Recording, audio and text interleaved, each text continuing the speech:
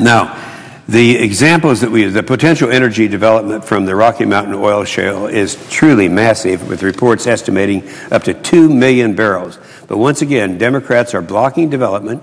The Consolidated Appropriations Act last year established a one-year moratorium on the necessary funding to complete the final regulations for commercial leasing of oil shale.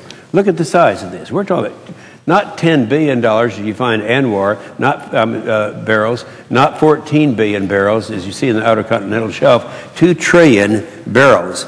Now, without congressional action, a one-year delay could end up lasting much longer. And like the Outer Continental Shelf appropriations moratorium, continue year after year. The Rand Corporation estimates that as many as 1.1 trillion barrels are recoverable and at prices as low as $35 to $48 a barrel within the first 12 years of commercial scale production. At current rates of consumption, 1.1 trillion barrels equals more than 145 years of domestic supply. This number would nearly double, assuming the Department of Energy's estimate of nearly 2 trillion potentially recoverable barrels. Finally, development is ongoing in the Canadian oil sands, where proven reserves are about 179 billion barrels. We need to continue to do that. Right now, they're in jeopardy. We have Congressman Waxman has put on a prohibition in our using, the Department of Defense, using oil from those oil sands. And if anyone were tempted to try to expand that so that no one else in the country could use it, that would be devastating. So that effort could be underway as we speak. In an effort to hide their true record of blocking access to America's own resources, the Democrats are engaged in a campaign of shifting blame, claiming there are 68 million acres in America where oil and gas companies have the right to drill but are not drilling. Some 44% of the leases that have been issued are already producing oil and gas, and energy companies are in the process of exploring the remaining leases to determine the energy potential of those lands. Unfortunately, when you get out there and you explore and you try to determine how much potential production is there are some places in the United States and anywhere in the world where there just simply isn't any oil. And this is the problem that they have. We need to open up the other 85% that's currently we're unable to do to allow us to go after it. And again, we're talking about some 14 billion barrels that are out there. We're presently considering a bill to impose new rules on speculating, claiming that speculators have been driving the price of oil to high records.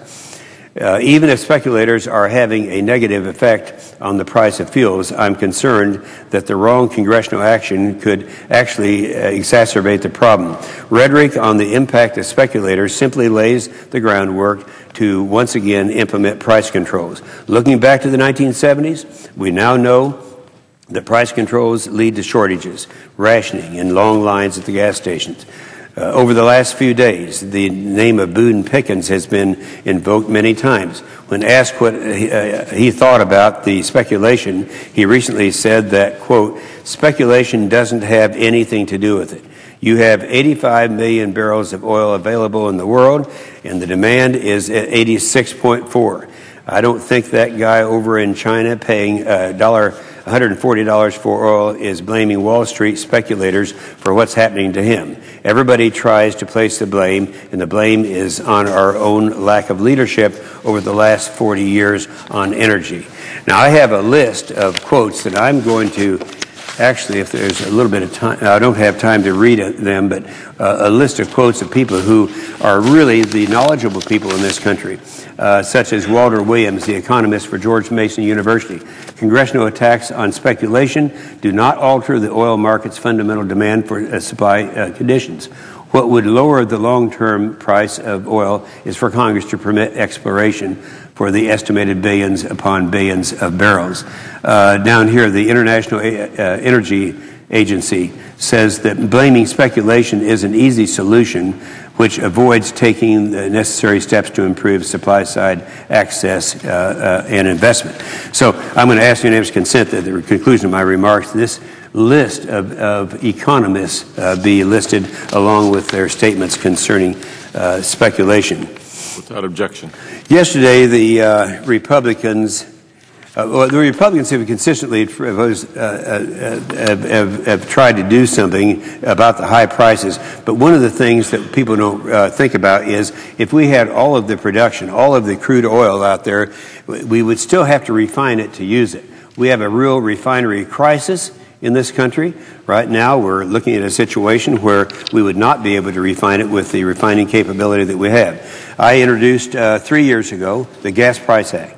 The Gas Price Act is something that would have worked very well. It actually took these closed military installations that were BRAC closed, Base Realignment and Closing Commission closed installations, and allowed the surrounding communities to apply for EDA grants so that they would be able to attract refineries.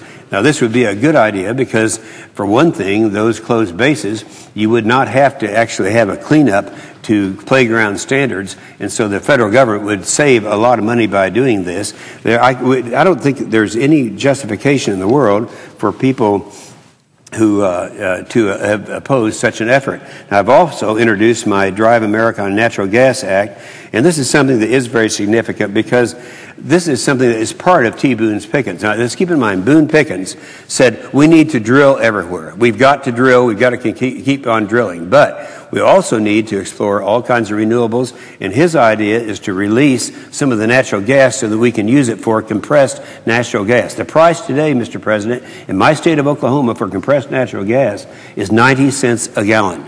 90 cents a gallon. Some places it's as high as $2, but nonetheless it does show that that's out there. There are certain obstacles to our being able to do what needs to be done in allowing the conversions. One is we have to affect the regulations of the EPA, and another one is we have to give the same benefit to natural gas as we do to other renewables. If we're able to do this, this would open it up real rapidly. In fact, yesterday the Republican leader offered a UC request that 7 Republican energy amendments be considered in order for considering in this legislation. This was one of those. So I don't want to take up more time right now because I want to yield the 5 minutes to the senator from Georgia. But I will only say this.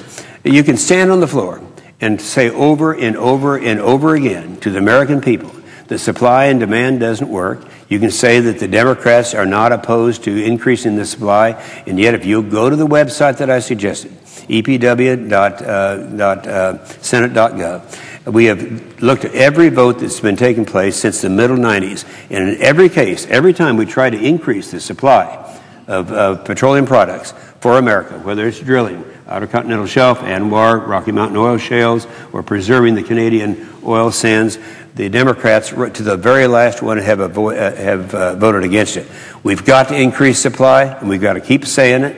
People understand it, and even some people who are just with basic educations know that supply and demand is alive and well in America.